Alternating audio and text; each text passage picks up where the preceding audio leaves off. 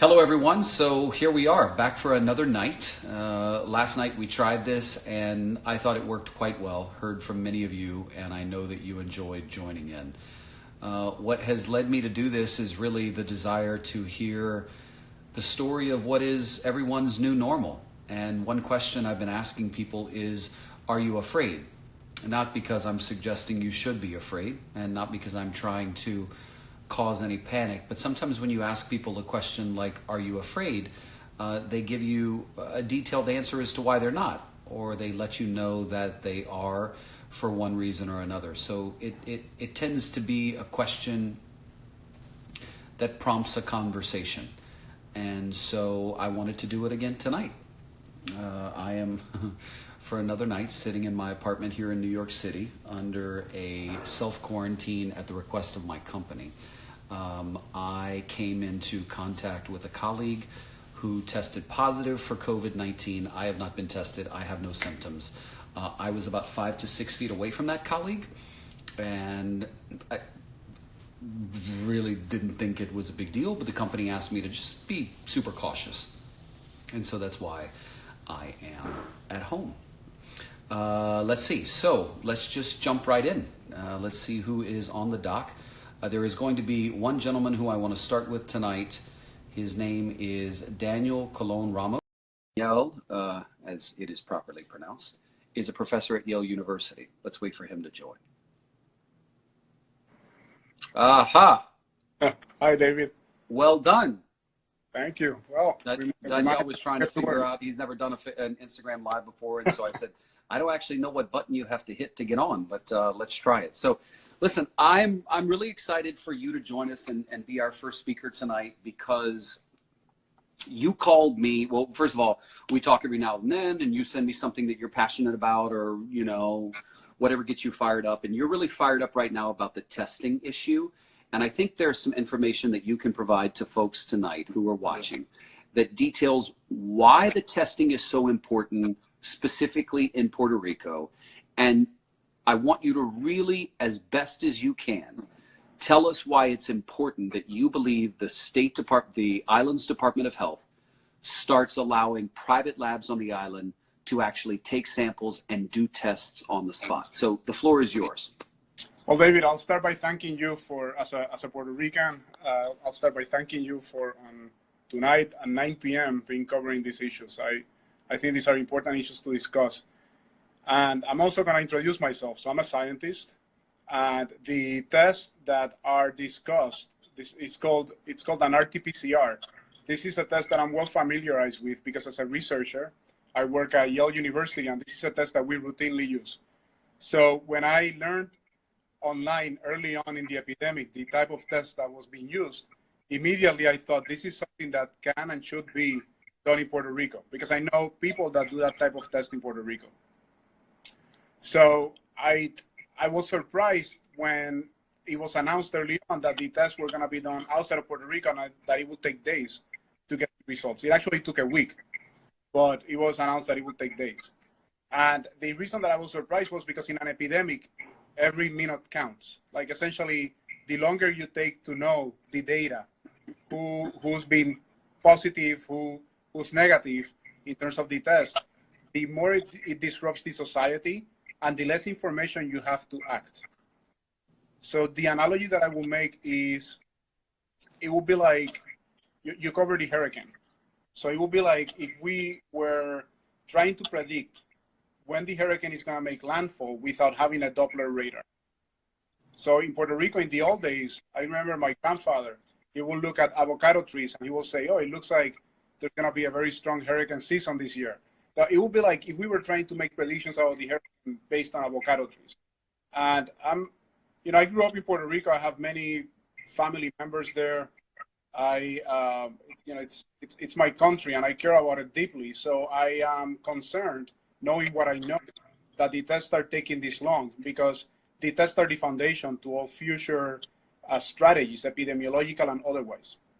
Okay, so specifically, there are labs on the island who you tell me are equipped with the ability to perform the test and get the results in a one-day period or a couple of 2 or 3 hours. Look, what is the holdup for them not being allowed to do that? Right. So to get the test to work, you need a few ingredients. So let me just break them down for you and tell you which ones we have and which ones we do not have. And when I say we, I mean the laboratories in the island. So you will need the technical expertise. Puerto Rico has that. It has the trained scientists on the ground, which have the commitment, the knowledge to be able to carry out this test.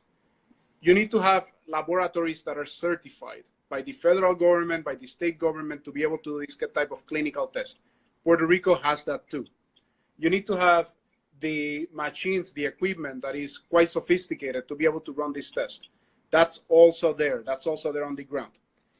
And the fourth element that you need, which is ironically the simplest, are the reagents to be able to make the test. Now, the reagents vary based on what you're testing for. For example, when there was the Zika epidemic, you needed a different type of reagents than you will need now for COVID, for the coronavirus, right? When it was the chikungunya epidemic, you needed a different type of testing that you need for COVID. So the reagents that are needed are reagents that actually come from the CDC and the Department of Health. Now, it is my opinion that the CDC and the Department of Health should be increasing capacity of other private laboratories and academic laboratories so that they can actually run this test. And there are far more tests being run every day. And that's the only way that you're going to know the true degree of the epidemic and how it's growing. Otherwise, we're flying blind. Okay, but I want to focus in on what I talked to the Secretary of Health about today. There is something called positive control, correct? Correct. And let me put it in layman's terms, since I'm not a scientist, in a way, and you can correct me where I go wrong. In order to verify that the private entities on the island have a proper functioning test that can adequately detect whether or not a test is positive or negative, you have to have the positive control from a successful positive test. Correct. And from that successful positive test, you use it on your test to make sure that you get that same match with the positive. That's and exactly right. If you do, that means that you have the right mechanics to do the test. Having said that, I asked the Secretary of Health today, you have a positive control ingredient that you could give to private entities on the island. And she said, we do not have that authority. It is up to the CDC. And I pressed her for what felt like 10 minutes and finally got her to say, I will ask the CDC if we can give that to the private labs on the island. And I said, well, I will ask the CDC too. Because if those private labs were able to get that, what I'm understanding from you is they would have the ability to do the test today. The Puerto Rican government, as of tonight, this is shocking. The Puerto Rican government, as of tonight, has done less than 30 COVID-19 tests, less than 30. And that's leading people to say, though they have no proof, but it's understandable why people would say, they don't want you to know the truth. They don't want to do more tests. They don't want the number to go higher. Now, we have no proof of that, but that's what happens when you only do 30 tests. And in all fairness, the lady who's the head of the health department said to me, we don't have the personnel and the mechanics and the equipment to do more. Did I get anything wrong? And pick up from there. Yeah, that's right. And I'll pick up from the last part. We don't have the personnel or the equipment to do more. There is the personnel and the equipment to do more in Puerto Rico. But in order for that personnel and equipment to do more, they need to compare the results with the Department of Health. So be it the Department of Health or the CDC, what you're calling a positive control, what it essentially means is if I have a laboratory facility, and I have zero conflict of interest about this, David. I don't have any private labs in Puerto Rico. My laboratory is a research lab in the US. I only care about this because I'm a Puerto Rican that's concerned about my people. If you have a private laboratory in Puerto Rico and you have the machines and you have the technical expertise and you have the certification, still, when you run the test, you need to run essentially 10 samples. In those 10 samples, 5 of them are going to be negative, meaning those samples don't have the virus, and 5 of them are going to be positive. And you don't know which 5 those are. And you put them through your machine and you say, sample 1 is positive, sample 2 is negative, sample 3 is negative, sample 4 is positive. And if you get all the positives right and all the negatives right, that's how you know that you're running correctly. Now, in order for you to be able to do that test, you need to have the help of a place like the Department of Health, who has the positive control, so that you can compare your results to their results. If they don't share that information, if they don't share those reagents, then the private laboratories in Puerto Rico their hands are tied. There are other ways in which they can do it, but it's much harder. For example, I met really entrepreneurial owners of laboratories in Puerto Rico that are, because they're not getting this type of help from the Department of Health, they're going directly to private companies with private contracts and private companies in the US to try to get this test going in Puerto Rico. And I applaud them. I think it's great. But I also think it's a tragedy that the Department of Health is not making a Department of Health and the CDC is not making a bigger, better effort to engage all these resources they have at a time of an emergency. So somebody's asking, do we have all informational elements to make projections of positive cases? Currently, no, because we don't have enough tests. You mentioned that there were only, there were less than 30 tests. I actually heard, last time I heard 37. But look, they're no more than 40, okay? Like, it's changing every day, but they say they can do 50, but they haven't done 50. So where is that I can do 50? That sounds to me like when I tell people that I can run a marathon, but I haven't. So can I? Maybe, but I haven't done it. So can they do 50? I don't know. And if they can do 50, they should be doing 50. They should be doing 100. Why aren't they doing that? And what I have heard when I talk to scientists that are very close to what's going on, what they say is that the regulations that they're using to decide if they should run a test or not are regulations that are way too strict. What is the problem with that, David? Today, a study came out from Padua University in Italy, where a person routinely tests, this is the importance of tests, routinely tests 3,000 people and found that only 10% of the people that were positive for coronavirus were symptomatic. 10%. But 100% of the people that have coronavirus can spread it. So guys, that's why this is so important for those of you who are watching, who don't already know, that there are asymptomatic people walking around the island and and listen, for the couple of people who have asked, why do you keep talking so much about Puerto Rico? I started covering the hurricane 2.5 years ago. It's become a passion of mine because issues on the island are underreported. And quite frankly, sometimes I fear that if I didn't report it, I don't know that it would be known, at least here in the States. And there's a lot of people on the mainland. So that's why I care about it. And also you have to understand that, you know, what happens in Puerto Rico is dependent in many ways on Washington, because Puerto Rico doesn't have any voting representation in the Congress, and they're dependent on other people to help them, right? Their governor issued this state of emergency and curfew and lockdown really before any of the other governors in the state. And she has been lauded by people for the leadership that they believe she took in doing that. But having said that, there is this critical thing that's happening. The airport is still open. They closed it to cruise ships, but people are still arriving on the island. There's only 5 positive cases. I mean, Danielle, there has to be more than 5. I mean, well, look, I comment, and I did it publicly on Twitter, I commend the governor for the courageous action of the curfew. I think it was forward-looking. I think it was courageous. I think it's what needs to happen right now. It's a huge sacrifice for the Puerto Rican people. You're taking an economy that is like really in shambles after an earthquake. You're asking a lot from the people, but it's the right thing to ask at this moment. But that, without the test, is what we call in Spanish por gusto. You're just doing it for the fun of it.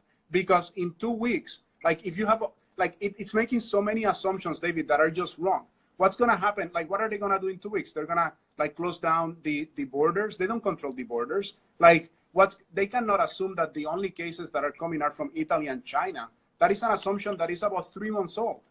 Like there was a video circulating today of a Puerto Rican doctor in New York talking about the cases in New York. Like, there are cases all over the US. This is a pandemic. Puerto Rico, the way it protects itself is with information. Like with information and with science. And Puerto Rico has the scientists. It has, like, we have a phrase also in Spanish, no somos mancos. We have we have hands, we have brains, we can protect ourselves. Well, by the way, Yeah, but Puerto Rico literally is busting at the seams with scientists like yourself, doctors, lawyers, veterinarians, PhDs, in many ways who can't find work on the island. So they leave to go elsewhere to find it. There's so many smart people in Puerto Rico, it would blow your mind. What needs to be done? Because as far as I'm concerned, I don't want to just complain about it. What needs to be done? Because I think the governor's trying to do the right thing. I think the officials are trying to do the right thing, but it's getting to the point now where it's like, wait a minute, something's not adding up. There's no way you're not doing 50 tests a day. You're hoping to do it. It's like at some point somebody's got to call BS. And 50 tests a day sufficient? And that's a question that I cannot answer, and I don't think they can answer either because they haven't done enough tests to know if that's sufficient. That comes from epidemiological studies. That comes from data. Otherwise, you're just counting. You're just like, you're guessing. Like, it's just a guess. So look, David, you said you were going to contact the CDC. I actually wanted to offer you 2 names of people you could contact there. Okay, I already did, but I will take them. Okay, so the 2 people that are actually in charge of this program, and they're very good scientists, but I would love to, as a Puerto Rican, to hear their thoughts about why is it that Puerto Rico, like, if it's true that the Department of Health is not allowed by them to share this information with other labs. Okay. It's one of them is Nancy Messonnier, Messonier, and the other one is Anne Schuchat, Schuchat. And I'll text them to you. I have your number. I'll text them to you. But those are 2 people at the CDC that I'd love to hear from. I think they're very competent scientists, but I like to collate the information they have with the information that the Department of Health is giving regarding why these tests are not more available. I think one of the responsibilities of the Department of Health is to lead, and the governor has an opportunity in that, right? You mentioned that the governor had just led at a national level, at a U.S. level, with this curfew in what you consider the forward-thinking initiative, right? And I also consider it that. So the governor has an opportunity to lead in this regard too, and she should. She should, if the goal here is to protect the people of Puerto Rico, she should be leading by making this test broadly available. Look, bottom line is, but in all fairness, there's a whole lot of governors in the states who couldn't get the test. But here's what I'm not hearing that I'm confused about.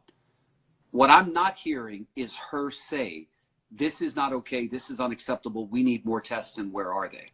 I haven't heard that, and maybe she said it, but it's like, why aren't they ringing that bell? The governors of New York and Ohio and Washington and Florida, they've all rung that bell of we are woefully undertested. And so that's why, in all fairness, Puerto Rico is not by itself here. They're not out on an island, no pun intended, with a lack of testing. This is a problem at a federal level, but to put it in contrast, for example, like here in Connecticut, the leadership, or the institutional leadership here at Yale University and the leadership of Connecticut early on realized that this was going to be a failure at a federal level. So they decided they were not going to wait for the federal government and started making their own tests. So Yale made their own test. WashU made their own test. UW made their own test. Johns Hopkins has its own tests. Now, they made that with the help of the state, with the certifications of the state. That is the kind of decisive action that the governor needs to make. Like, all hands on deck. We're gonna get these tests going. Every minute that we wait, we're putting our people in danger. We're asking huge sacrifices from our people, and we're gonna make huge sacrifices to get them the tests that they need to know where we are and where we need to go. All right, so couple of things that I'm going to follow up on. I want the CDC to give me an answer as to whether they will give the permission, or they may come back and say it's not up to us. They can give them they have what it is. They can give it. All right. So then I circle back and I know the secretary is expecting a follow-up call from me. Number 2, I want to know if the governor has expressed a sense of urgency with the test results. I know she's got a lot on her plate. Just managing this curfew is a lot. But like, as you said, David, without the test, right, the curfew is not like this is not right. Like she has a lot on her plate, but this should be priority number 1. Right. Like right. This is like because this the tests guide your projections, whether you're closed for 2 weeks or whether you're closed for 4 months. What are you doing if you don't have the test results? Like, Right. let me put it in perspective. Let me just take you. We don't have a lot of tests, but we have some results. And the results that we do have were what led to the curfew. If we had not had those test results, we will not have the curfew. So the only right thing that has been done about this epidemic was based on the test. There's a huge opportunity cost of interventions that would be effective, that will protect the people of Puerto Rico, that are not happening because we don't have this test running right now.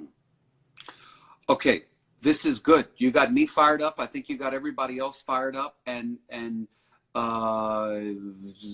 we need you to be as fired up. Tomorrow, I want to make a call to one of those labs that you and I have talked about in Puerto Rico, and I want to find out if they have asked the government to do some private testing. And I'm also going to reach out to the mayor of San Juan, Puerto Rico, who is a polarizing figure. But this is not about politics. This is about finding out what is she doing. I don't care who gets the test going. Just get them going. Right. So the mayor of San Juan, the municipality of San Juan, has greenlit $1 million and signed a contract with Quest Diagnostics for 32, was it 3,300 or 33,000 tests? I don't remember the exact numbers, but even in that case, right. Quest is sending them to California. Correct. It's great. Look, it takes 24 to 48 hours. It's better than what we're doing right now. But we need something. These tests, I run them in my lab. I'm not a clinical doctor. I cannot run clinical tests in my lab. But I run this type of test in my lab all the time for my own research. It takes 2 to 4 hours. We should be getting results in 2 to 4 hours. They're parallel tests. They should be running hundreds of these tests at a time. And that's why it matters. And friends, I want to back up and remind everybody, after Hurricane Maria, the government was late. The government didn't get the job done at the local level or the federal level. That's not an opinion. That's a fact based on what we all know. This is another situation where the government is unable to act fast enough. And you have private industry on the island. And God knows I have no dog in this fight. I don't even know who the labs Neither do were. I. I asked you to tell me who they were so I could reach out and make calls. But there are private labs on this island who can get the job done. They've been involved in Zika testing in the past and chikungunya and other stuff like that. So how do you get those labs activated so that those tests are happening within what you said 2 to 4 hours and not 2 to 4 days? 2 to 4 days is better than what they have now, but they should be doing it on the island. Yeah. I'm all fired up.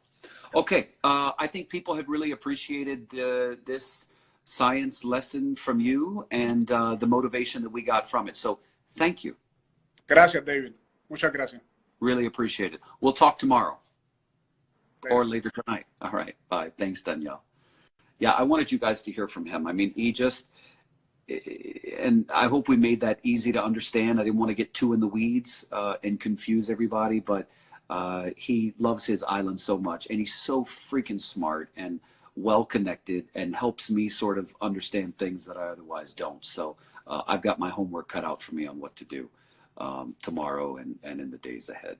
Okay, so I want to bring other people in, but this damn button ain't working. There it is. Okay, Jose. Come on, Jose.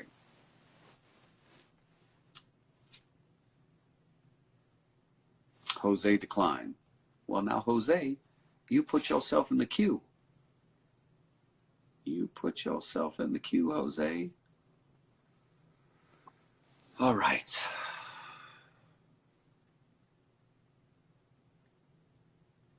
Here we go. Oh my God! Wow, what's up? And he's frozen. Oh no! Don't say that. You hear me? Can you see me? I can see you. Hi. Hi. How you doing? I'm good. What is your name? I mean, I'd rather not. I'm kind of scared. I work for the DOE, and we just got hit with like some numbers, and this is my situation. This is my little guy, and hi, pretty buddy. much this is it. Hey, we're on a bunch of medicine over here. We finally got tested. Well, he got tested because he has a special need. But it's just awful. Like, I feel like it's such a cover-up. But let me start with this. It started with one person being affected, and then they don't tell us who it is, and we've had direct contact with that person. We had to unite, like, as coworkers, we had to unite, figure out who it was, and then go down the lines. But this HIPAA law is really screwing everything up. I really don't understand how that is going down. It's not fair. These people are service providers that are, contaminated, went from 1 to 3. They're not giving those numbers out. They're just saying forgive me. I feel like I don't know what you're talking about. So DOE, Department of Energy. No, Department of Education. Oh, the Department of Education in Puerto Rico. In Brooklyn. Oh, in Brooklyn. Brooklyn, New York. Yeah. Okay, fine. All right. So DOE, so you came in contact with someone who is positive. Correct. Okay. And so, okay, now I get it. I'm sorry. I was lost for a minute. No, okay. it's all right. So yeah, we got some numbers that really scared us. What did you mean by that? Meaning that, we were told that one person was positive, and then all of a sudden we had to, they're not telling us who's positive, so we don't know if we made the connection with that person, so we don't know to check ourselves. So we go off home to our families. Oh, now, right. I dealt with these people. I work with these people side by side. I see them a whole period a day. So the 2 people, now there's 3. 3 out of 3 people I actually see, and I go to. I see them. Do you have any symptoms? I had a I have a tight chest, a deep cough, and my son showed all the symptoms. He has labored breathing. High fever. He's been struggling with a fever for about 3 days now, and it's been I went there and I was like, listen, my son has Pitt Hopkins. Pitt Hopkins has a condition where they have erratic breathing, and I was like, I really need him to get tested. It's not fair. You guys put us through this, and they told us, okay, if he remains with a fever for the next 3 days, then we'll test you. But, I was calling every number, every hotline, every doctor, every pediatrician. They all denied us. They're like, no. And this is Brooklyn, New York. I would expect a little bit more. So you cannot get a test everywhere. I finally got it. Everywhere I called, there was a runaround. It's a hot potato. Call 311. Call this number. Call that person. Call your podiatrist. Call your doctor. It's awful. It's really bad. Where did you get a test? I ended up getting the test at City MD in Bensonhurst, Brooklyn. Okay. When did you get it? Today. Okay, today. So, okay, all right. You were so excited. You jumped ahead of us 12. I was like, whoa, back up. I need you to tell me some basic things. Okay, so you got the test today, and the results will take how long? They said 5 to 7 days. Okay, 5 to 7 days. Good. And then the therapist that actually treats my son has the same scenario. I'm so connected in the web of this. It's terrible. It's just awful. Because I hired a PT since my son has special needs from my PT department, not my PT department, PT, physical therapy, but from that department because I knew them. They're my friend. So they came to my house, and that physical therapy department is so small. It's like the size of a kitchen, and it has 7 of them in there. So they're on top of each other. And my biggest problem is that it's just being covered up. It's so messed up because these kids it's not a teacher. If it was a teacher, the person would be limited to. What do you mean students. When you say it's being covered up? What is it? I'm just saying the parents aren't being notified. The staff is not being notified. Yeah, that's a problem. Okay. It's just crazy. It's like. There is in New York City, what's that role of the politician, the public person, somebody in New York City, help me out with this. The public advocate. Okay. Can't you call like a public advocate and sort of? I can, but if I give my name, it's pretty tricky. I've been in the system for 18 years. I don't want to lose my job. Yeah, I know, but this is a matter of public safety, right? I mean, listen, it's ultimately about what you want to do, but you're trying to help other people is what I'm hearing you say. Correct. I feel a burden on me. A burden. All of us do. Yeah. All of us do. Yeah. Yeah. And have you said to your superintendent or whoever this boss is, you guys need to notify the people I've ranted, especially since my son is going through, this situation where he's actually having symptoms. Yeah. So what are you being told when you say that? What are they telling you? Not a damn thing. They just keep it short. They keep it really short. 3 or 4 letters, 3 or 4 words in a sentence. That's it. Super short. You know what's interesting? I will tell you, just in full disclosure, my company, I had contact with someone who was positive. I was 6 feet away. I've had no symptoms. I haven't been tested. But initially, they didn't tell me who the person was. It wasn't until I got a second phone call where they said this person has allowed us to say their name. So, right. The privacy laws and all, and I thought the same thing. I was like, wait a minute. Why wouldn't you tell me so that I can maybe say other people, it's like, how is that, is that, and luckily my colleague, thankfully, wrote a list of people that they had come in contact with. So anyway, wow, I can just see the wheels spinning in your head. Like, holy moly. Are you getting better? I am good. I've gotten a little, my cough has gotten a little worse. Like it's like so random, but it's just my son that's been with the 3-day situation that I'm more worried about. And then the fact that I've been confined to my house for 5 days since I found out is stressful, but God, is good. And I have everything I need as far as, food and medicine, Remember, if the symptoms become more than mild, Correct. if anybody has trouble breathing, the doctors have said, go to the emergency room. Got it. Okay? Yeah. Especially for that cute little boy. Yeah, this little guy right here with the... Hey, where you at? Where are you, bud? What's his name? Mason. So cute. So cute. Hi, Mason. Say hi, Papa. Hi, Mason. Oh, so sweet. You just listen. Thank you so much for answering. What's that? I said thank you so much for answering and everything you do. I follow you, and you're a great guy. Amazing. Thank you for everything. I'm not going to ask your name because I don't want to put you on the spot because I understand what you're going through. But thank you for sharing your story. I mean, like, you overwhelmed me with. I can feel the anxiety that you're going through, and I wish I could fix it for you. But remember, get to a hospital if the symptoms become something where you or the little boy are struggling to breathe, and don't let it go. Keep pressing your people at the education system, because I have a feeling there are folks tonight who don't know that they were exposed. Correct. So keep pressing that. Thank you, sir. God bless you, buddy. Appreciate it. Have a good day. Wow, what a story. What a story, what a story, what a story. I was not expecting that when he came on. He jumped in it, and I was like, whoa, wait, what? I'm so lost. That was a heck of a story. Okay, so now, y'all, this button is gonna be the death of me. Okay, live, love, science. Come on, live, love, science.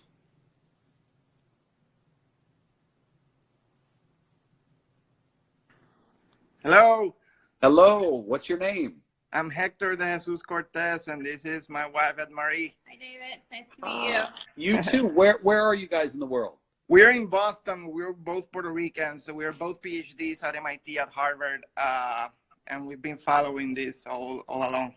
Puerto Ricans. I've never met any Puerto Ricans. It's nice to finally meet some. I actually know Daniel, and I was watching your earlier video. We went to his house like a month ago, and we're talking about science in Puerto Rico. We love to do that.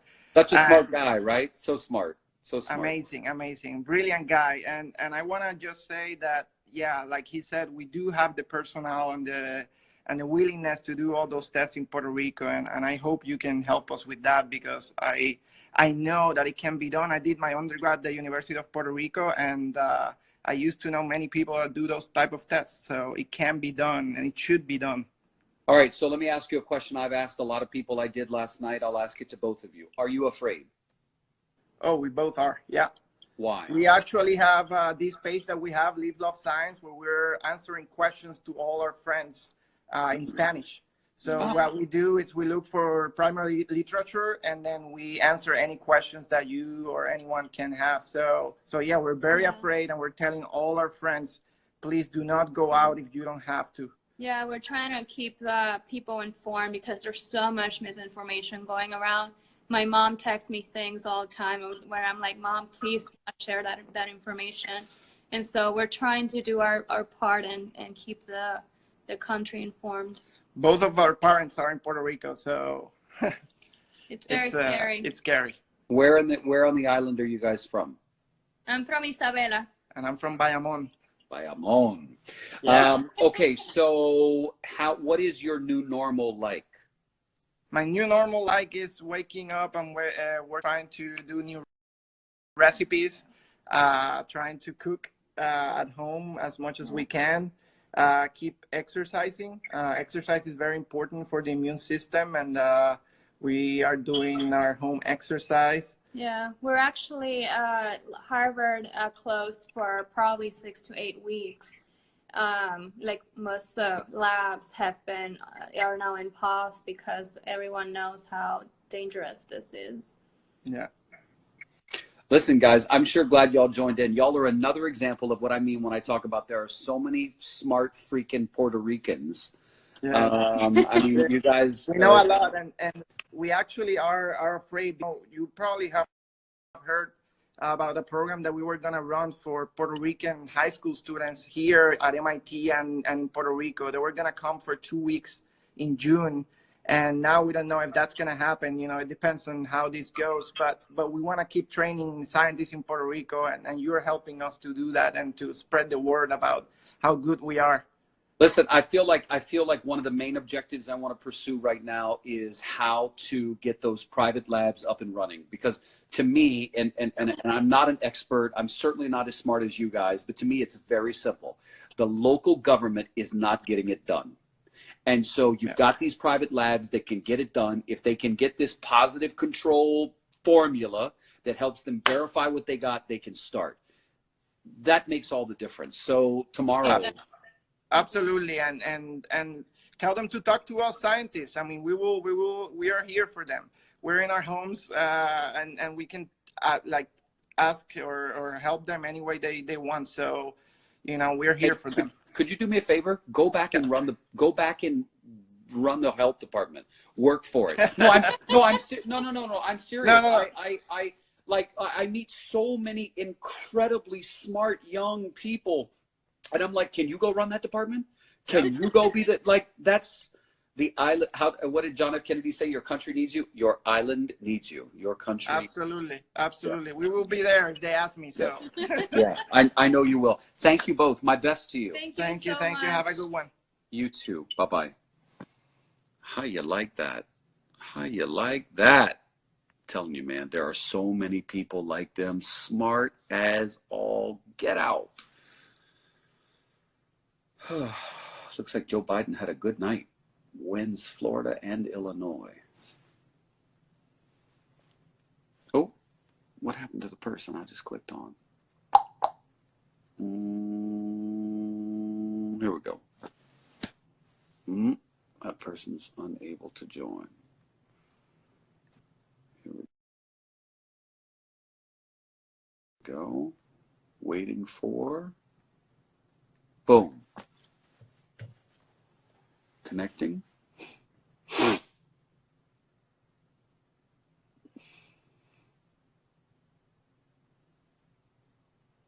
Connecting.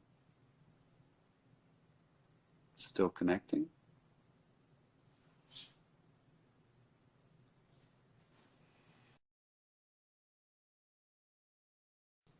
Okay, cancel that. All right. Here we go. I am in New York City right now. Okay, why is this not connecting? Am I having some issues? Something ain't right. Where is Paddington? Oh, he's sleeping. I just looked. And he is sleeping. Huh, buddy? Okay, waiting for connecting. Hello. Hello. Hola, desde Puerto Rico. Hello. Hello from Puerto Rico. Dile hola. Hello. Dile my name is Gabriel. My name is Gabriel. Hi, Gabriel. Nice to meet you, buddy. Nice to meet you too. Who are you with? With my mom. You're with your mom. What's mom's name? Hola. Hello. What's your name? Her name is Kayla. Kayla. Kayla. Tell me about where are you guys in the world? Puerto Rico. Mayagüez. Mayagüez. Mayagüez on the western side. Great. Okay. Yeah. Tell me about your new normal. What's life like for you? It's weird with the coronavirus here, but we're good. What's it like? So you're not in school right now? No, we have 2 weekends without school Okay. for now. Okay. Because with the coronavirus, they canceled the school for the people and the staff to be safe and don't catch it. Because there was a girl that had the symptoms in my school, so that's why they canceled it. You are so well spoken, my man. How old are you? 13.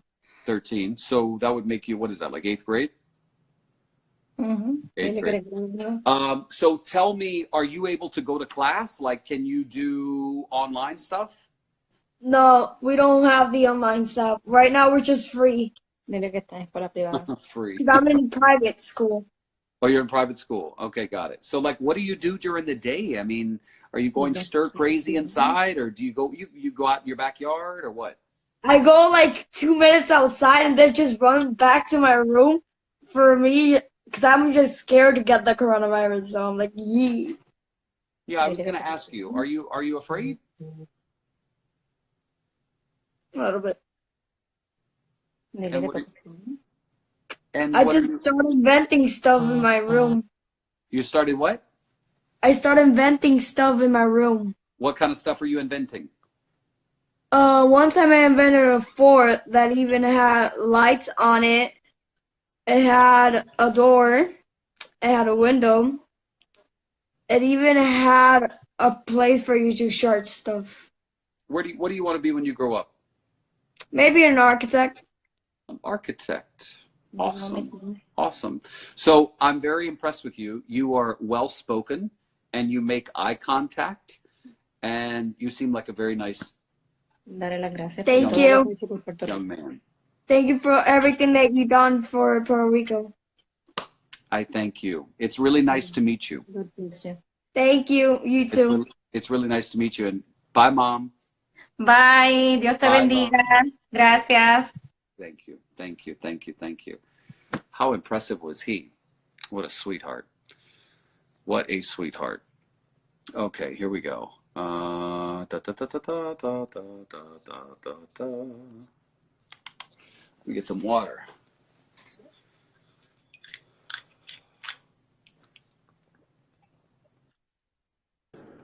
Hi, David. How are you? Hello.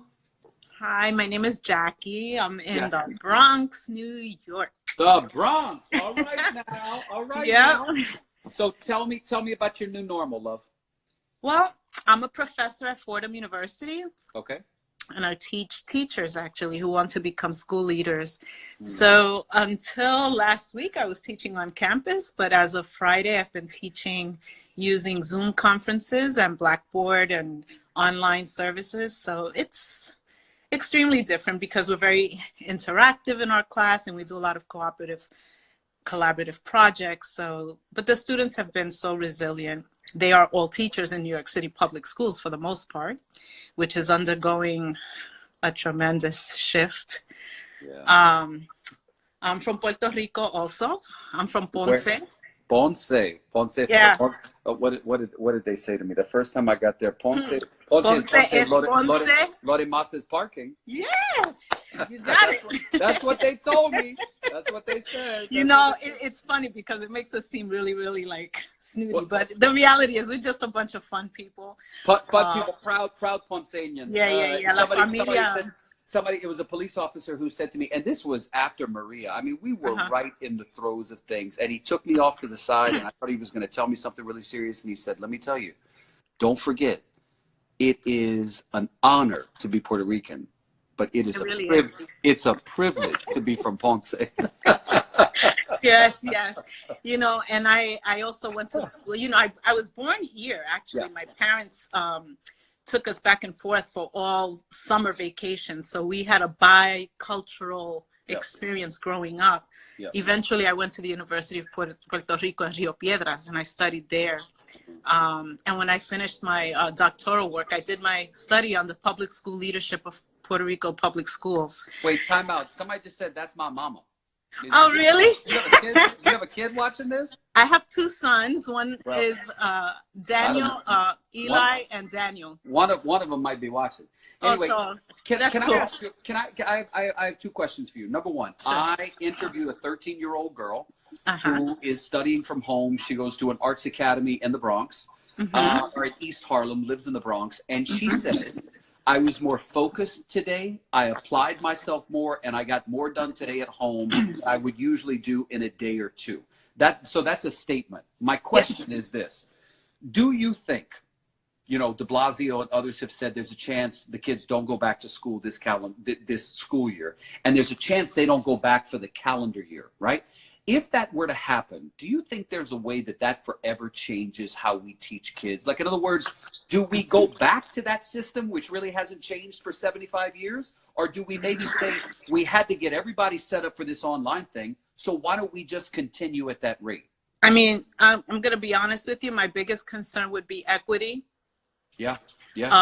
Right now, we're struggling with access, right? We're struggling with the fact that we're trying to get everybody online to have this high quality experience in the middle of this crisis, but we're finding out that some of our kids don't have Wi-Fi, Right. or they have maybe one laptop at home and 5 kids, or Yep. they have, you know, adults that are working on their laptops, and it's just the high demand on their internet service. So there are a lot of issues there. There are a lot of issues with childcare in the midst of this, who's actually sitting with kids that can stay focused. A lot of the kids that are able to focus like that at home have a different level of support, whether it's from their parents or from their surrounding communities. So that's the equity issue there. We also have the learning curve, not just for our kids, but for our teachers who've never taught online.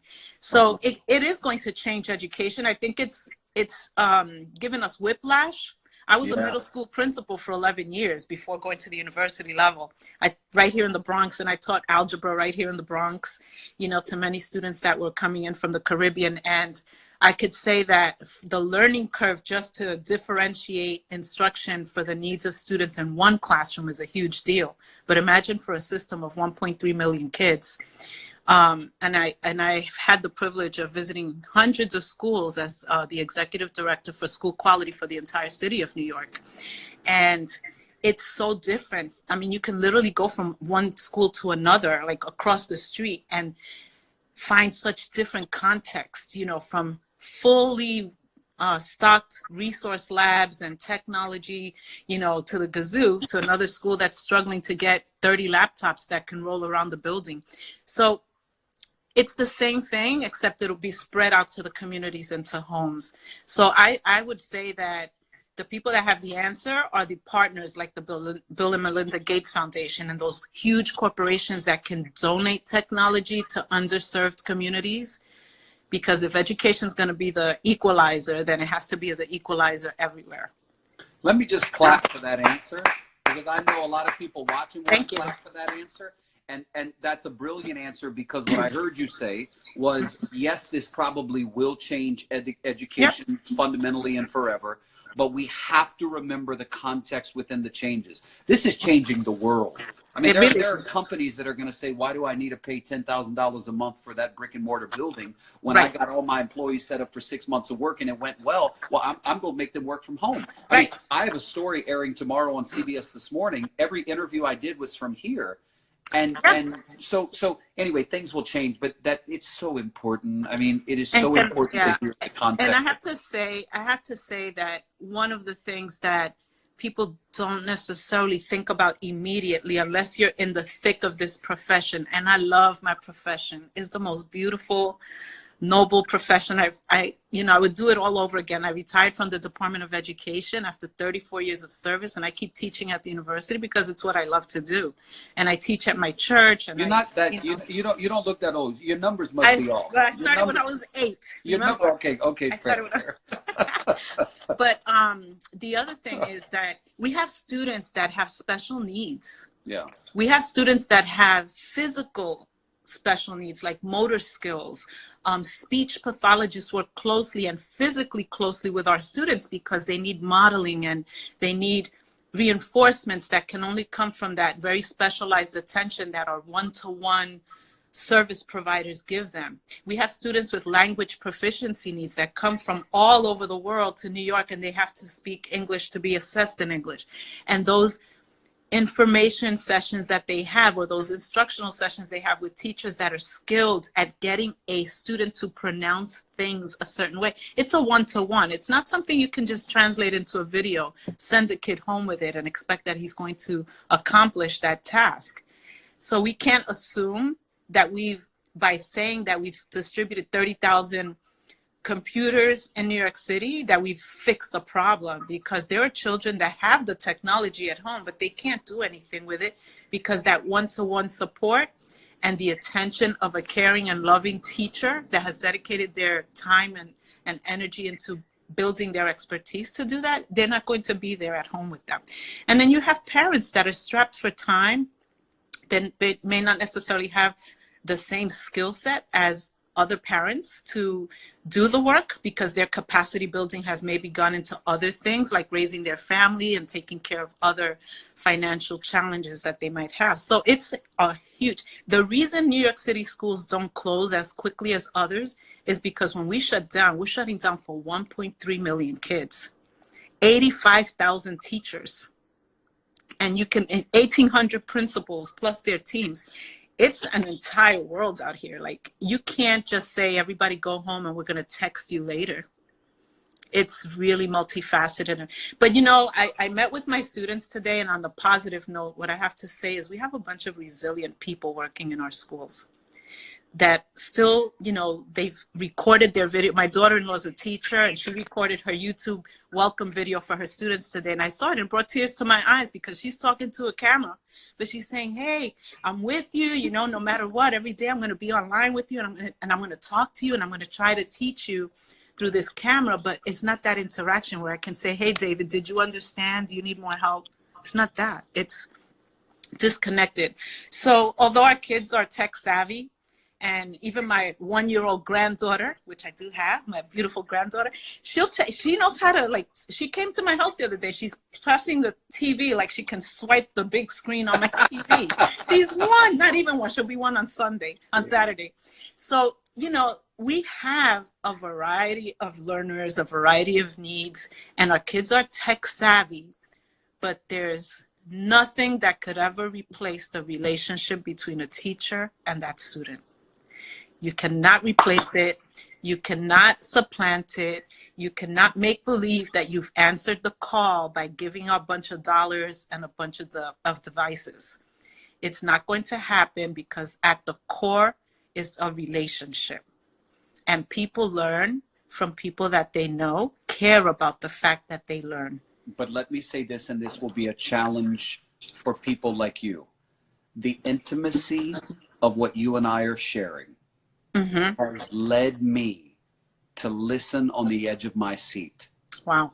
My hope is that, yes, I hear what you're saying about that interaction, but I believe, and I've learned through 20 years of doing this, that we can bring an intimate, I hear you, and what you're saying matters experience to this. Oh, and absolutely. So everybody's got a phone in their hand. Yep. I don't disagree with anything you say.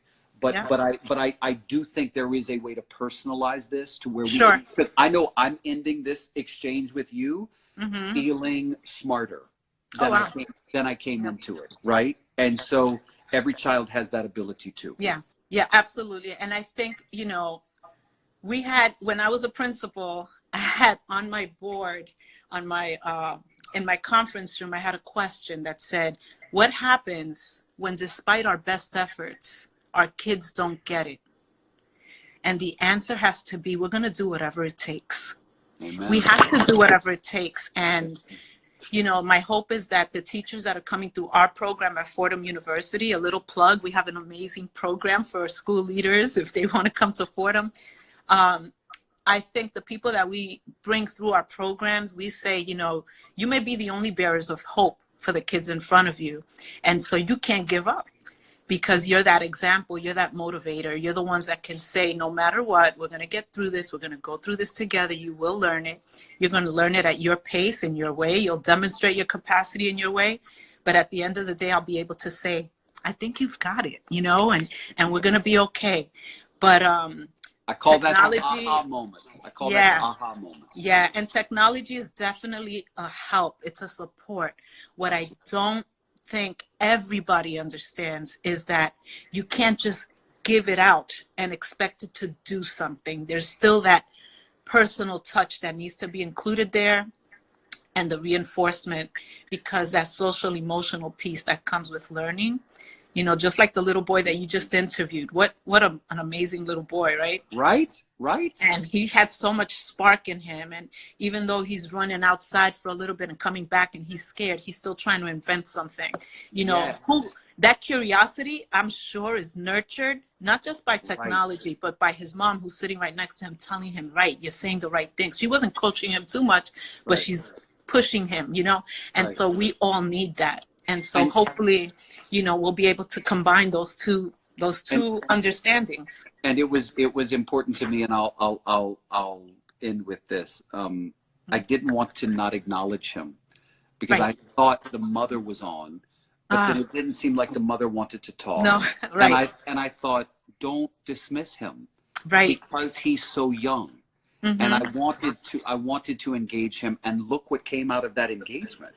Yep. I mean, like the articulation. Yeah, and I really liked how you stopped to give him feedback about how he was engaging. You see, that's something that our kids need, because I watch our kids on technology. There's no feedback. There's just that thing, and they get points, and they get, you know, stars and stripes coming across the screen, but there's nobody saying, wow, I like the way you use that strategy. You know, I like the way you thought about that. I like the way you solved that by yourself. Or I like the way you asked for help, or you used another resource. There's nobody doing that. There's just, you know, you either win or you lose, and you get to the next level or you don't. That's what our kids are doing. People are asking me what your at is. They want to follow you. What's your at on Instagram? Boca Pics, BOCA PICS. There you go. You're going to have a few new followers. Okay. And Boca Chica is the family name. We're really proud. We're all from Ponce, you know.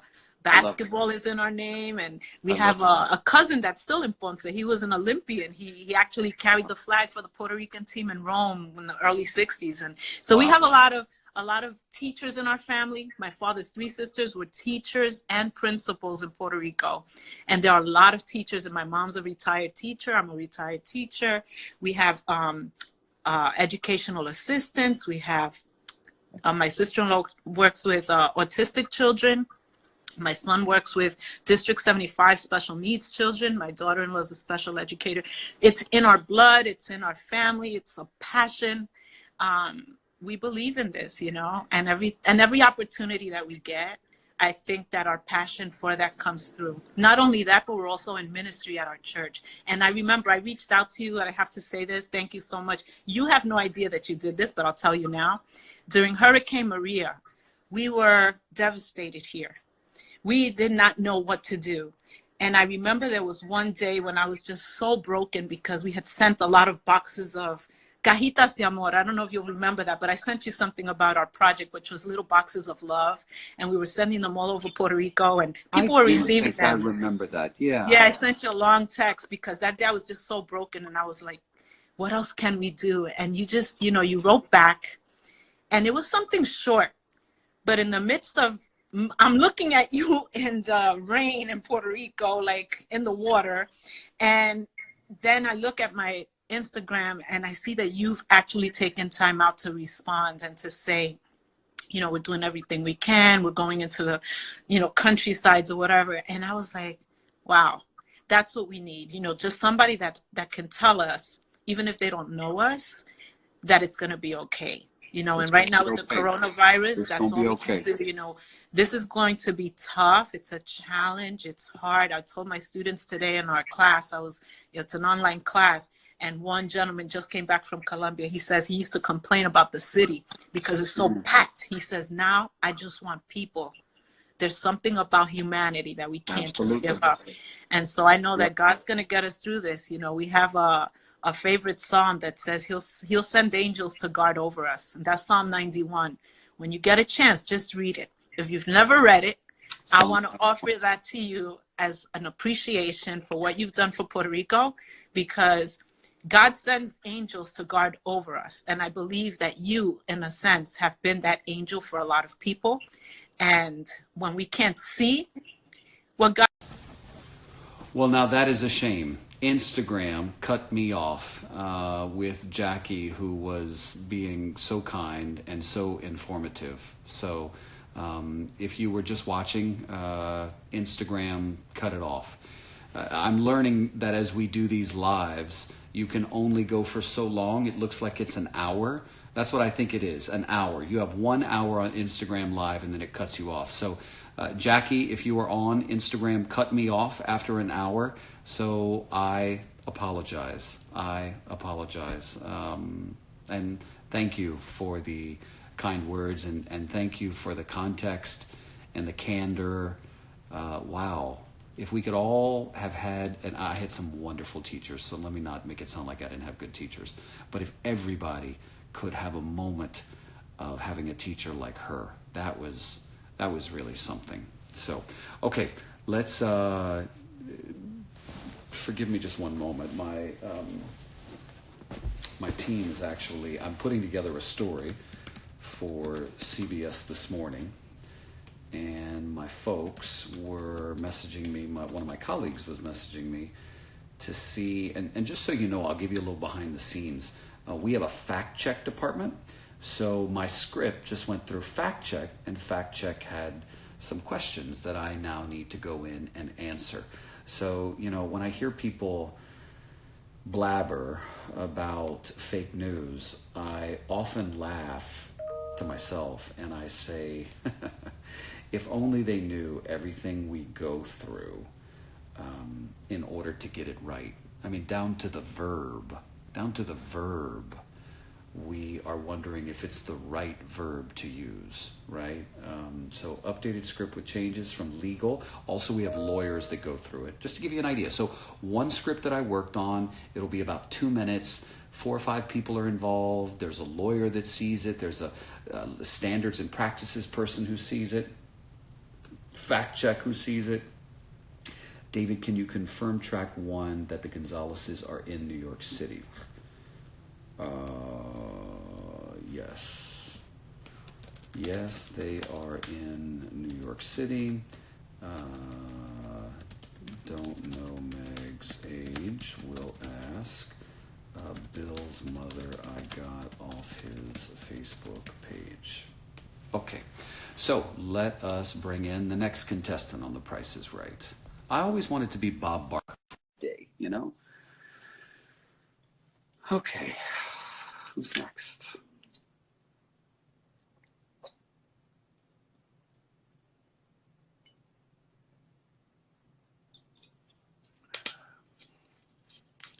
It says we're waiting, connecting. Hi, Hi, what is your name?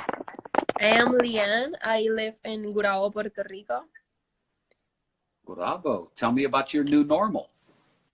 It has been very difficult, but I'm trying like not to be on. I work from my phone, from a firm that I work to. I'm trying to read books, trying to connect with my professors, but it has been like a not very good communication. I study in the University of Puerto Rico, Rio Piedras campus. So, but many professors had the pleasure to communicate with us to do the assignments and things, but the university stated like a certification they need. So it has been very difficult, but we are trying to stay calm.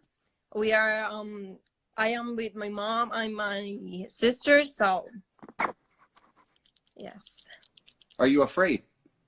I was talking that later on with my mom because I saw new about the president of the university that they are putting the classes in line in linea on March 24th, but to the students have it to the semester. So I was telling her like this will be our new normal. We will be having classes all the semester by our phone, by our computers. So yes, I'm a little bit afraid. Like I'm trying not to be, but we are living like day to day, hitting the news, trying to stay calm. So Well, thank you for sharing your story with us. thank you, David. And I wish you all the best. What are you studying in college? I am public relations, advertising, and also journalism. Excellent. Well, I wish you all the best. Thank you. Nice to meet you. Have a good night. Thank you, David. All right. Bye-bye. All right. Let's see. Omar, it says. How about, okay, here we go. Jackie.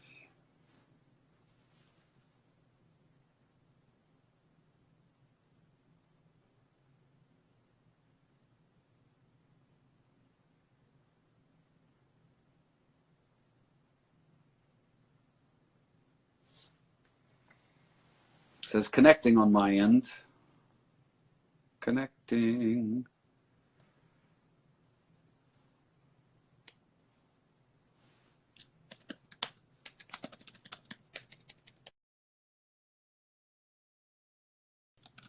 Still says connecting.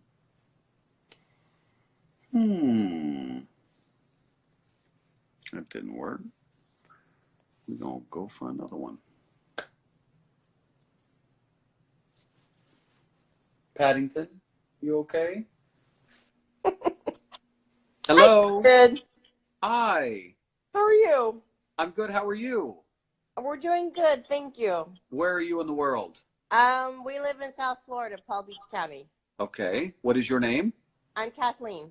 Kathleen, tell me about your new normal. Well,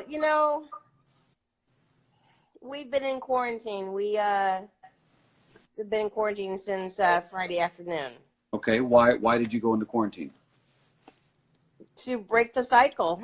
Okay. No. So, but Yeah. not because you came. No. Self-quarantine like everyone. No.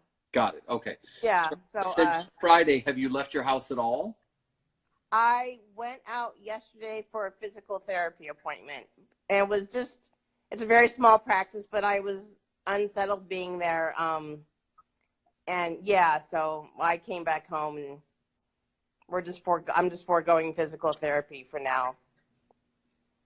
I'm kind of surprised that they haven't canceled those appointments. Well, it's a very small practice, and I actually am, I was sitting there nervous, and there was very few people there. And it's not something, I take lightly. I have a leg injury, a torn ACL, so my health, the strength of my leg is important for recovery. It's not like I was just going for something. Something I've been asking everyone is, are you afraid? Well, yes, I think anyone who says they aren't is not thinking clearly. That's my opinion. But it's unsettling.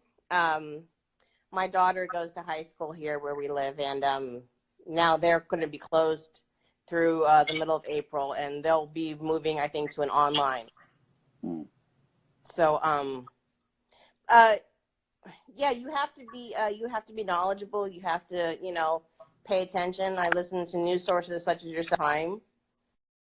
um, if you're not paying attention and being, thoughtful about this whole thing that's going on, you're a part of the problem and not part of the solution. Listen, I have to tell you, I agree with you, and I want to thank you for saying that, because I think as citizens of the world, we have an obligation to follow what's going on and to be mindful. Absolutely. I just so firmly believe that, because we may not want to hear about it, but when the murder happens next door to you, you care. When there is a tragedy at your child's school, you care, right? And so this virus has caused the cancellation of literally everything, and people who otherwise might not care are tuned into what's happening. Well, I DM'd you earlier today because I'd watched the video of a dear girl Meg. Yes. Wasn't she impressive? Wasn't she so impressive? Story and I was like, oh my gosh, and in the scheme of things, there's people suffering. I mean, obviously people suffering, and you're praying to God that doesn't happen. But if you don't think it's going to happen, again, you're not thinking clearly. That being said, there's the young people like Meg. My daughter's the same age, going through the same thing, and I tell her, I was telling her back a week ago. I said, prom's probably not going to happen, or and then grad night's not going to happen, and graduation is probably not going to happen. And like I sent to you, watching her graduate from kindergarten, I would never thought the class of 2020 would ever think that this was happening. And then I take it to the next level. So we live very close to Parkland. This is off subject, but we live just a few miles from Parkland, and that was 2 years ago. And we thought that things couldn't get worse, and it's just this whole thing about things happening in this country and things happening in the world, and the way the news doesn't report it, or CNN. I love CNN. I love CBS. You guys got great reporting, but then you've got this whole other network out there, which I won't say, who's just a huge part of the problem. Yeah. So I hear you. Well, listen, make sure you tune in tomorrow. I've got a story at 8:00 about people's new normal. Yeah. And one of the people in the piece is a man who joined us for our Instagram live last night. So there you go. You'll see him in the piece tomorrow. We love you, David. You're fantastic. Stay strong. Thank you. God bless you. Good luck. Right, thank you so much. Have a good night. All right, you. This is kind of convenient, you can just lay in your bed and join in. You don't even have to get out of your bed.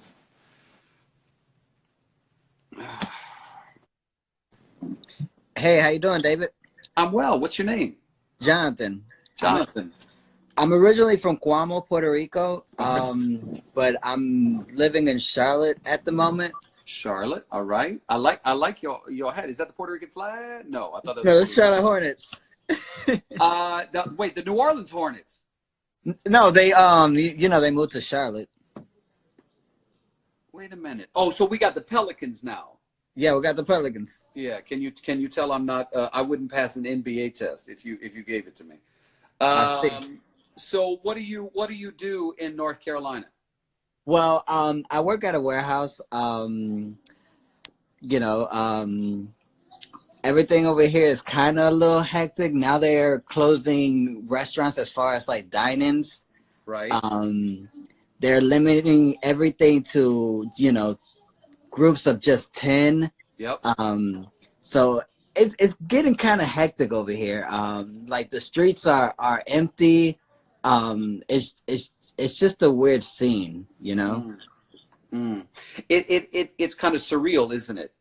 It is. At first, New York City is. I mean, it is dead, man. It looks like Christmas Day. I mean, it's amazing. Yeah. My mother actually lives in Long Island, and she works in a hotel. Yeah. And they actually cut her hours just to 2 days because of this epidemic. It's like they have a curfew over there from 9 to, I believe it was 6 in the morning. Yep. 5 in the morning. Yeah, it's 5. And it's just it's weird, you know. It surreal. Yeah, we've never been through this. We have never been through anything. I was thinking today, we've never been through it. Our parents' generation has never been through it. Our grandparents, unless you were alive during the 1918 flu, Right. that killed so many people. It's wow. Well, listen, I appreciate you weighing in. I'm trying to get the new normal from everybody. And last question I'll ask you is a question I've tried to ask everybody is, are you afraid? To some point, I'm not afraid. It's just rolling with the punches, I guess. Just learning how to just stay calm and not overreact. Yeah. People grasp, a new situation and they just overreact. Like what's happening in the stores and things like that of that nature, like, but I'm really more concerned for the elderly people, I hear. Hey, listen, and that's who we need to be overly concerned for. Dr. Anthony Fauci, who's become kind of a rock star medical doctor in leading all of this coronavirus task force stuff, said the other day, if someone thinks you're overreacting, then you're doing it right. That's right. That's how to act properly in a pandemic like we're in. So listen, my man, thank you for weighing in. Nice to talk with you. Thank you for everything that you're doing with Puerto Rico, just shining a light. We really appreciate everything you're doing for the island. Well, I appreciate it. That means a lot. All right, good night. Have a good night. You too.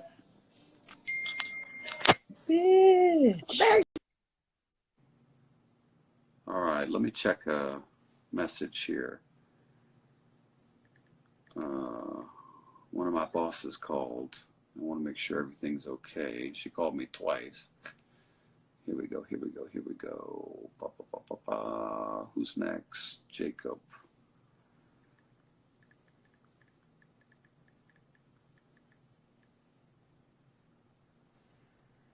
Hello. Hi, what's your name? I'm Jacob. Jacob, where are you from in the world? Where are you living? I live in North Carolina. North Carolina, where about? We just talked to a gentleman in North Carolina. Where are you? I'm in Goldsboro, North Carolina. Goldsboro. Yeah. Okay. I'm not sure if you remember. I can tell you want to say something. Tell me. Oprah. When we went. Yeah. Wait a minute. Wait a minute. Is Hi. this the Jacob who sat in front of me with your mom? Yes, it is. Oh, okay. Okay, so everybody, let me rewind. So, oh gosh. Yeah, I'm gonna go there. So, Oprah was doing her Live Your Best Life 2020 Vision Tour, and anybody who knows me knows that I am the world's biggest Oprah fan. And if somebody says they're a bigger fan, I'll fight them. So Oprah's in Brooklyn. Michelle Obama's her guest, and my partner and Jeremy and I go to the event. And we sit down, and there's this nice lady in front of us, Cindy, who at some point is having like a come apart at the seams moment. And she and I can see her like looking back at me, and so in my head I'm thinking she must be Puerto Rican. Very much so. She turns around and she's Puerto Rican, and we say hello and we take a picture, and okay, and so I say hello to Jacob. The show starts. In the beginning of the show, Oprah plays a video because, and I'm gonna let you pick it up. What did you do? Well, so she did tell me to hurry up. Oprah told me to hurry up. So I was kind of quick with the story, but so basically I was deployed last year during this summer, and I bought my mom tickets to the tour because in the beginning of the deployment, well, I took the deployment as a way to just grow as a person. It was kind of like an isolation away from the normal. Yeah. We were very few on, entertainment. We didn't have much going on. So I just had a lot of time. I'm sorry. I'm like interrupting what you're doing. Like, I'm sorry. You not interrupt. Oh, trust me. I'm going to ask you a question about your new normal. But yeah, definitely. Let's do this first. Yes. So last summer I was just trying to do a lot of self work. And like I said, I ran into Oprah's Super Soul Conversation podcast, and it completely just like gave me a bunch of different perspectives on my life, on life in general, and other people's lives, and it just allowed me to grow so much to the point where I just was able to accept everything in my past and just live in the present and be able to grow as a person. And it was almost like it just aligned almost. And for the tickets to go on sale on my birthday, it just almost seemed so perfect. Like, so Jacob buys these tickets for his mom, but he Yes. surprises her, and she has this meltdown epic moment, and Oprah's people see it. So Yeah. Oprah rolls this video, and here I am, I'm sitting there, and I remember looking at Jeremy like, so they rolled a clip of Cindy freaking out. Yeah. And I look at Jeremy and I'm like, is that the lady in front of us? And Oprah goes, Cindy, Jacob, where are you? And sure enough, it was them right in front of us. So Yeah. look, I don't know. And there is a moment on the Jumbotron where you see me and I'm Yeah. like clapping with both Yeah. hands. Yep. So I was as excited as you were. It was such a Yeah. special moment. Was that day not amazing? I completely transformative. And to be able to be in person for one of the podcasts, because like, you know, I was so used to like listening to them during the deployment and stuff, and then to be actually there. And it's something that, as weird as it is, I feel as if I manifested almost that happening, because while listening to the podcast, I would think of my own self being interviewed by Oprah, because I mean, I'm sure everybody does that, you know what I mean? Like, I dream of being interviewed. yeah, by Oprah. right? Yeah, Like, of course. So it was just it was insane for something. She asked me a question. I feel as if I did get interviewed, kind of. Absolutely, you did. You know, yeah. So it You was did. just an amazing experience. Hey, isn't your mom a life coach? She does like weight loss type something in that nature. Yeah. Well, and I have to tell you, because I didn't have a way to obviously tell you this because it's not like we exchanged information, but there was a moment at the end where, and I hope the world hears this story one day, where Oprah talks about her mother's final days and that experience. And there was a moment where you put your arm around your mother, and I got really emotional because there was a beauty in watching you and your mom share that moment together. And I think I'm getting a little emotional now just talking about it. Like, I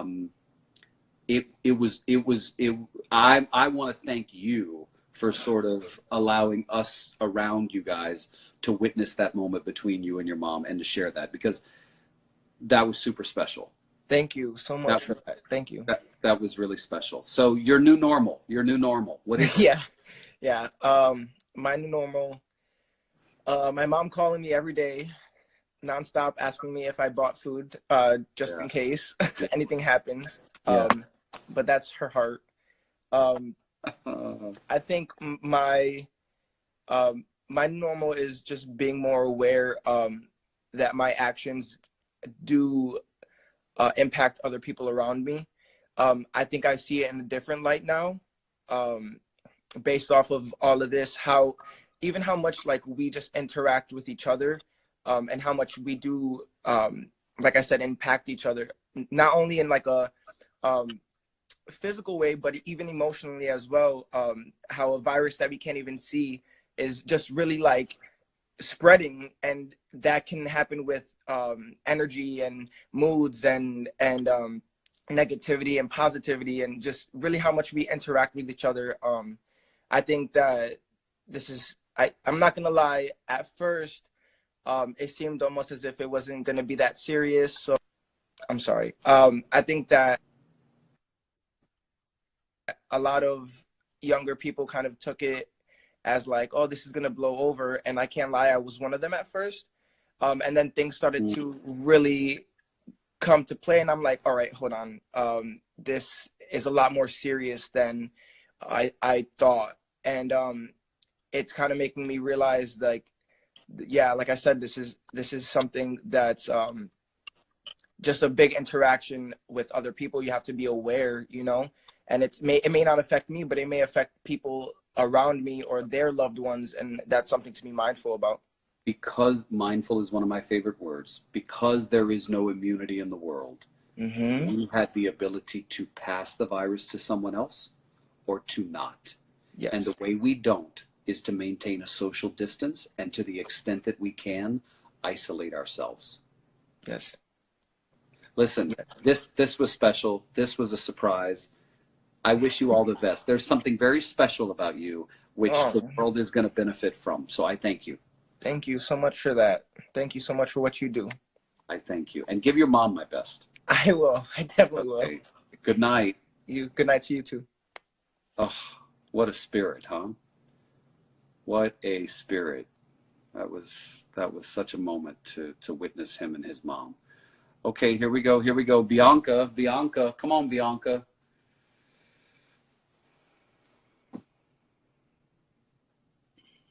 Oh, wow. Hey, David. Hi, are you Bianca? I am. Wow. It's so awesome to virtually meet you. Where are you in the world? So I live in San Juan, Puerto Rico, but I'm currently in Atlanta. I'm actually getting ready to deploy tomorrow to JFK for the quarantine station for a month. So I'm actually going to be working as a secondary screener at the airport in JFK. Oh, this is really interesting. So you broke up. You're going to be working as what? As a secondary and tertiary screener at the JFK airport. Who do you work for? I work for CDC. Oh, you work for CD. Oh, wow. Okay. So what is your job going to be? So working as a screener. So when people, but like what will your screening role be? It'll be a list of questionnaires and temperature. So we're so exact norms I can't tell you also because I'm heading there tomorrow. So they've just given us brief training and medical clearance, but when they're going to give us our specific roles. But it's kind of a, you know, it's been just really crazy like lately, particularly like moving from leaving Puerto Rico and especially also helping with so much on the island to now the different norm. But yeah. Wow, this is, I mean, you really have a responsibility so on the front line. I mean, yes, it's the yeah, definitely. I'm still trying to take all of it in, but I think also it's been I'm grateful for this opportunity because I know that we as individuals, especially in public health, like we have to put our own health and safety on the line and sacrifice a lot of our family time. And you know, I'm grateful to not have kids, so I know that I can do this now.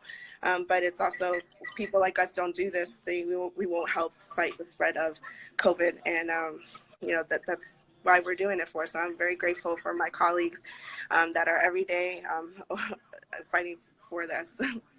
Listen, I tip my hat to you. I'm glad you joined in. I haven't talked to someone who's sort of on the front lines like that. So please be careful. I mean, I know you will, but I wish you all the best. No, yes, and I can't say enough how grateful we are. You know, I'm actually not Puerto Rican, but I'm definitely, you know, I say Puerto Rican at heart because I've been living in Puerto Rico for 3 years. So I think me and you share that bond. Right. And I love living on the isla, and I love the fact that I can help people as, you know, as much as I can. So thank you for also spreading the news because I, you know, for hand, I work, you know, for a health department, and it breaks my heart to know because at the end of the day, we just want to help, you know, everybody that we can. Amen. Amen. Well said. Go with God, my friend. Be safe. Thank you, David, and thank you and continue being that voice for many that can't. I thank you. Get some rest. I will. Bye. Okay. Bye-bye. Aren't we just meeting so many interesting people tonight? Ay, ay, ay. Okay, so guess what? And I was thinking I should cut it off so I can do this, but I can do this. I have to scratch track, something called scratch track. So let me do this, and y'all can hang on for just a second. Thanks for finding it. I put it in script below. Okay, here we go.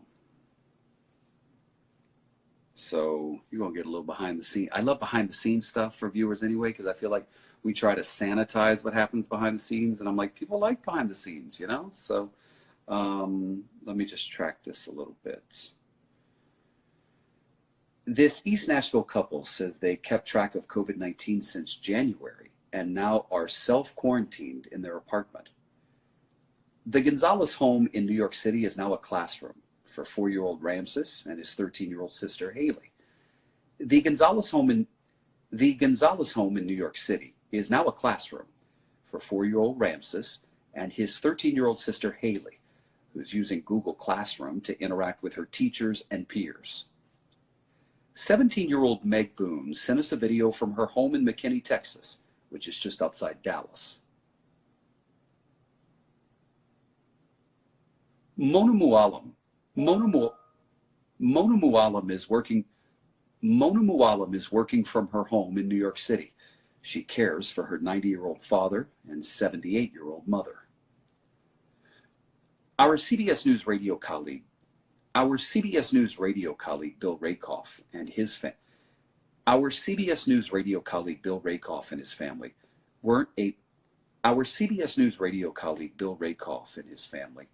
were not able to be by his mother's side when she died this weekend from natural causes because of new guidance preventing nursing home visitors unless the patient.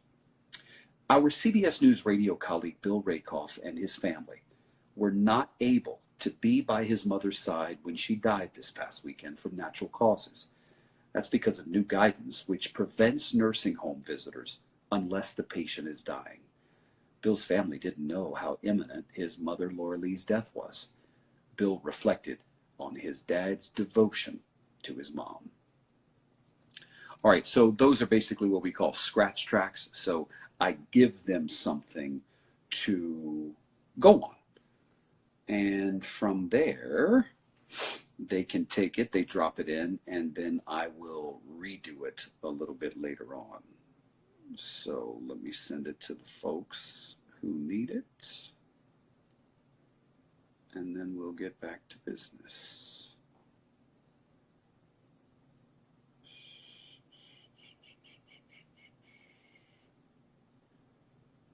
Okay, scratch tracks. Okay, so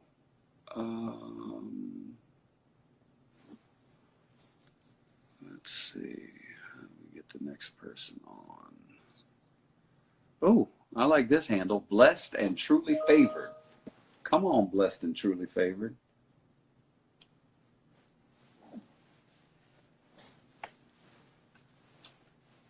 Come on, blessed and truly favored.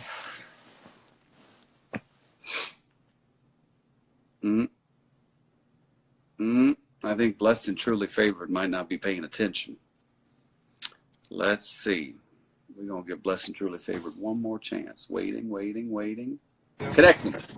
David, God bless you. God bless you. What is your name and where are you in the world? Pedro and Richard from Lakewood, New Jersey. Okay. Where are y'all in the car? Yeah, we're patrolling our town. We work for a safety patrol here. Okay. All right. So tell me about you guys' new normal. Well, as of last week, our streets were busy and hustle and bustle. We're a very big Puerto Rican and Jewish community. And as of last night, we heard about the curfew after 8 p.m. And our streets, which are normally busy, were desolate last night. And we were out here patrolling our streets, making sure that our residents have water and certain things they need. And the norm is changed. Yeah, it's changed. There's a lot of frightened people, a lot of people in the community that are scared of this virus. But like I said on my page, God is always in control. And you know what's upsetting about this virus is people are forgetting that there are elderly that need the resources that are being hoarded by other people. And it's heartbreaking because we see the elderly community that are in need. So that's where we stepped up and, you know, we're trying to bring those resources to them. I love it. And where again are you in New Jersey? Lakewood, New Jersey. Lakewood. Where is that near? We're right in the Jersey Shore, right Jersey. by Point Pleasant, Bricktown area. Got it. Okay. Yeah. Well, I have family also in Puerto Rico, and my mother was there after my sister passed during their whole earthquakes, and seeing your coverage over there brought a lot of insight to the people here of what was going on. People don't understand what it is that you do, and I just want to say from behalf of me and the people here, continue what you're doing, because believe it or not, if you're not told this enough, you're a blessing. You're a blessing and you're a light in the midst of all this darkness, and I thank you for what you do. And you keep shining. Words like that are a battery recharge for me, so I thank you. I thank you. David, because, you know, a little island that people don't know the things that go on there, you step in that gap and you bring the insight and the light of what our people go through. And from my heart to yours, I just want to extend, there's no words that our people can say, but thank you. And you were on here last night and we watched you as we were patrolling, and we were so excited because you're taking the journalism to a different extent. There's so much negativity, but you're that positivity that God has put here so people can understand the truth. And you keep shining. Amen. I feel the sense of responsibility because sometimes, I'm not going to lie to you, it can be overwhelming and it can be exhausting because it's a lot. It weighs on you, the sense of responsibility that I feel. Nobody's paying me to do this. I don't need money to do it. I don't want money to do it. I'm doing this because I feel the fire to do it, because it needs to be done. So that's what you said. It's the fire. A lot of people don't understand that when God puts a dream in your heart, not everyone's going to understand it because it's not their dream. And not everyone can go to the mountaintop. Okay. So sometimes we have to cut people off. And that's why you have this following. That's why there's so many people that sit here and watch you. And believe it or not, my team, as we watch you, we pray for you every night because you're in the front line and you're there. And you're going to continue to be a blessing. Well, I'll tell you something. I'll take all the prayers I can get. I thank you for that. I truly appreciate it. And thank you. Your handle says blessed and truly favored. And there's a wonderful song actually about it. I think it's blessed and highly favored or something like that. But I love that saying. And there's something about you which is infectious in terms of wanting to be a better person. I just get that vibe from you. So keep doing you, man. Keep doing you. Thank you, David. God bless you. God bless may you. the Lord bless our nation at this time. Amen. Amen. God bless you. God Have bless. a good night, sir. Rich. Have a good night. You too, buddy. Bye-bye. I'm telling you, the people you meet on here, every time we talk to somebody, I want to end it because I'm afraid that it won't be as good the next time. You guys are amazing. Amazing, amazing. I am Sid Marie. Here's what's interesting. My mother's name. Hi. Hi, David. Hi. Is your name Sid? Yes, Sid Marie. Okay. Here's what's interesting. My mother's name is Sydney Marie. Oh, that's awesome. Yeah, isn't that cool? So where are you in the world? I am in Rockland, New York.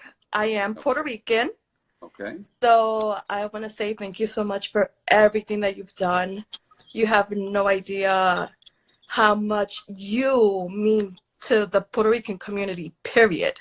So thank you so much for all that you do. Thank you, Sid. Tell me your new normal. Well, right now, actually, on Friday, we found out that the kids were going to be off for 3 days. Yeah. So I was like, it's 3 days, whatever.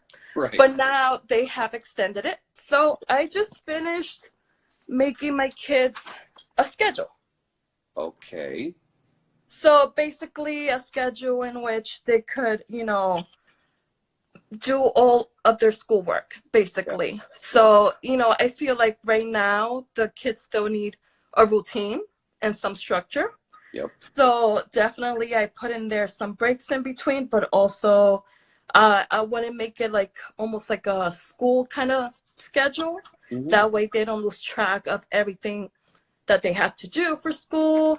So everything is in the schedule, anything from ELA, math. And then the teachers, I'm also a teacher, but these teachers were so amazing to categorize everything for them. Day one, ELA, math, additional support, social studies and science. So I was just literally listening to you and working on their schedule. That way they're set for That's school. awesome. What do you teach? I am a UPK teacher. What is that? Preschool.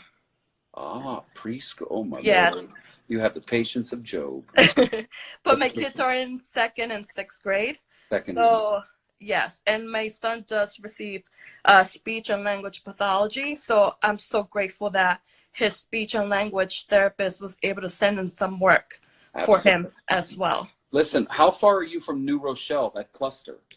The bridge away, basically the Tappan Zee, crossing the Tappan Zee. It's like 30 minutes from me. So are y'all going out much, or? No, we're staying home. We're not taking any chances. I know a lot of people up here, we're taking it serious. We're staying home. Yeah, we're not gonna risk it. So the kids do go outside to the backyard to play, but other than that, we don't go anywhere. We're just home. And there's nothing wrong. The medical professionals have said there is nothing wrong with someone, even a COVID positive person, if they can go outside and be more than 6 feet away from people, there's nothing wrong with doing that. That's what the medical experts have said. So get those kids out, and listen, I'm sure glad you joined in. I wish you all my best. Oh, thank you so much, David. Honestly, like that guy just said, you are an amazing angel. God bless you always. Continue doing what you're doing. You're Puerto Rican for life. So thank you so much. We really appreciate you. I may not be Puerto Rican by birth, but Paddington is at birth. Yes. So I a Boricua dog. You're an adopted Puerto Rican, so we'll take it. I'll take it. I'll take Oh, it. Bye, so Sid. much. Nice to meet you. Bye. Nice to meet you. Bye-bye. Paddington, you were sleeping on Daddy's towel over there? I'll have to take you out to potty again. All right, let's see.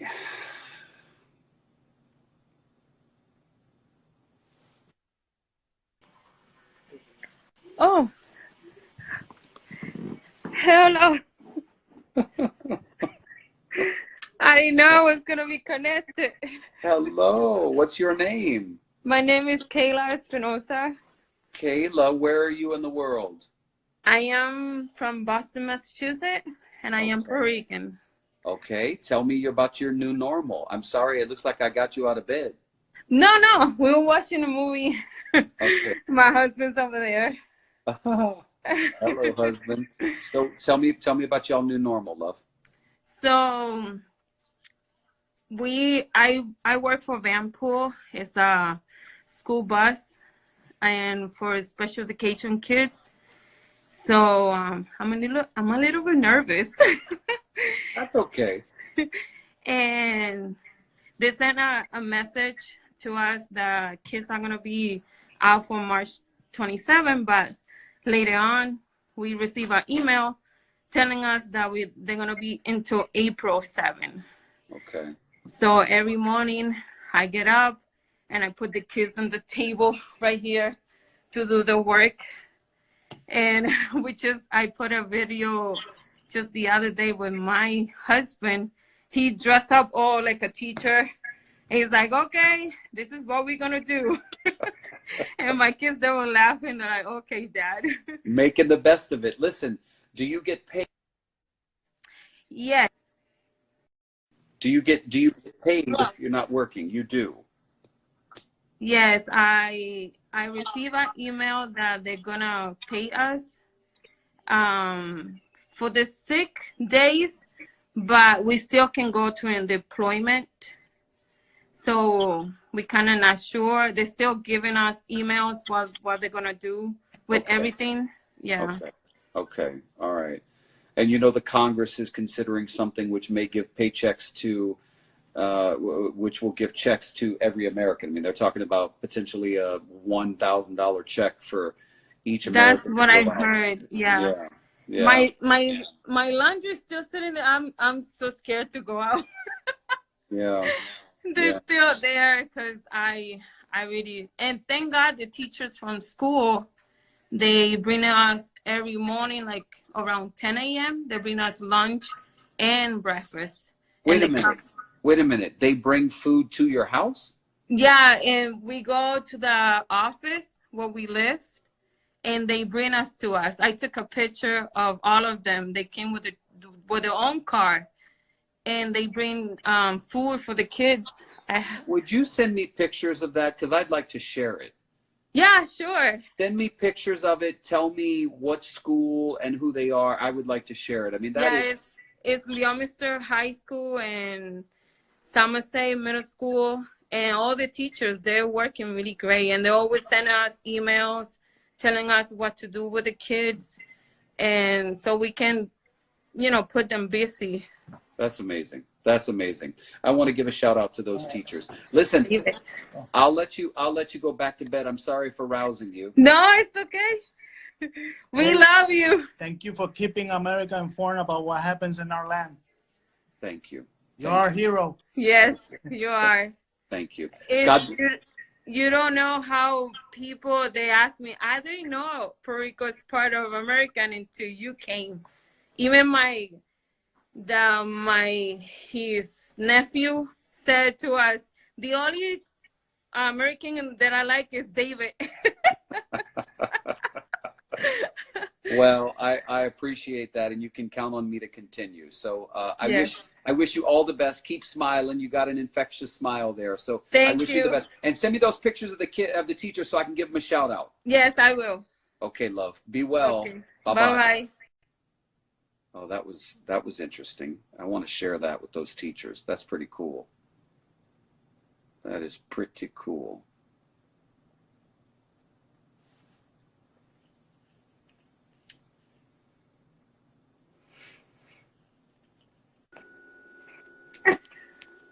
Hi. Hi. What's your name? Ivy. Hi, Ivy. Where are you in the world? I'm in the Bronx. I'm in the Bronx. Not too Yeah, far. I didn't think I'd be connecting so quickly. Not too far from me. Well, you got lucky. Tell me about your new normal, love. Oh my God. Just kind of trying to keep anxiety down. Stressed. I'm a home baker. I have a home business, so all of my event planners events have been canceled. It's all of the events, of course, have to be postponed. Children are home. My boy is he's special needs. He has an IEP. So now I'm trying to figure out what services, if any, he'll be able to get. I have underlying health issues. My little one has a history of respiratory issues. So it's kind of like we've quarantined ourselves just as a precaution because we can't afford to have anyone get ill. So tell me about your financial situation. If you don't work, you're not getting paid. It's not like your salary, right? Yeah. If I don't get work, I don't get paid. No one's having, we have to essentially be on lockdown. No gatherings, so that means no events, no big parties. Are you a two-income household or one? Two. My husband is a porter. Okay. In a luxury apartment building, and so he's still working? He's still working. Does he feel comfortable going to work? Absolutely not. I mean, he still has to ride the bus, the train. He's a porter. He's cleaning. And he's in a luxury building where a lot of the tenants are scientists, doctors that are in the trenches. And he's being exposed to, all kinds of people. But, we have no choice. Okay, so let me ask you something. Mm-hmm. And I don't mean to be dramatic, but I'm just telling what some people have considered. Some people have said if you're going to go out when you come home, you know, you need to sort of stay in a room, or you need to take off your clothes and send it? Like, does he take off all his clothes before he comes in the door and Well, that he's stuff? wearing a mask. He's wearing gloves. He's super as careful as he can be outside. Okay. When he gets home, I have 2 bags. I have one for his shoes, his coat, Good. whatever he's wearing Good. when he's going back out, and another Good. bag is where his change of clothes is going. Good. Well, you know, his pants, his shirt, whatever's going in the laundry, and then from there he's going straight into the bathroom to wash. So he's not even entering the house without washing first. Good. And that's kind of what we're doing. Any laundry, any groceries that are coming in, we're wiping down, sanitizing. So it's like very, very stressful, very high anxiety situation. I hear you. Well, hopefully some of these people sharing their stories kind of helps maybe manage a little bit of anxiety. I mean, that's kind of why I'm doing this, is just to create a community where people can feel heard and hear other people's stories and realize you are not alone. You're not alone. Yeah, I mean, just your life is so comforting, just to hear perspectives and what everyone else in the world is going through. Absolutely. It does bring some kind of comfort and these. I agree. I agree. But well, I listen, just want to thank you for everything that you do, and for continuing to hear the voice of the people. And God bless you. God bless us all. God bless you. God bless all. God bless you. Good night. Good night. Okay, everybody. So we are going to end on that because I need to finish up a couple of things for work tomorrow. And this has been another wonderful evening. So thank you all for joining in. Have a wonderful night. And I plan to do this again tomorrow. Okay? Good night.